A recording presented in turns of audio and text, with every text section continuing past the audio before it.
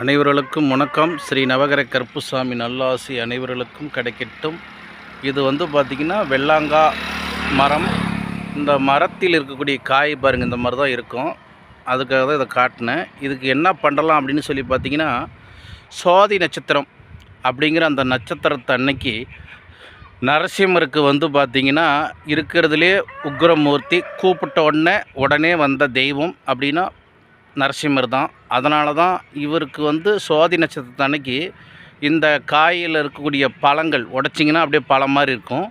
அதில் பார்த்திங்கன்னா நாட்டு சக்கரை இல்லைன்னா பனங்கல்கண்டு, ஏலக்காய் தட்டி போட்டு தண்ணி கலந்து நீங்கள் நரசிம்மர் கோயிலில் தானமாக மக்களுக்கு கொடுத்தீங்க அப்படின்னா நரசிம்மருடைய பரிபூர்ண அருளும் கிடைக்கும். வில்வக்காயோடைய மகிமை அற்புதமாக வேலை செய்யும். அதனால் நம்பிக்கையோடு இந்த பரிகாரத்தை செய்து நரசிம்மர் அருள் பெற வேண்டும்.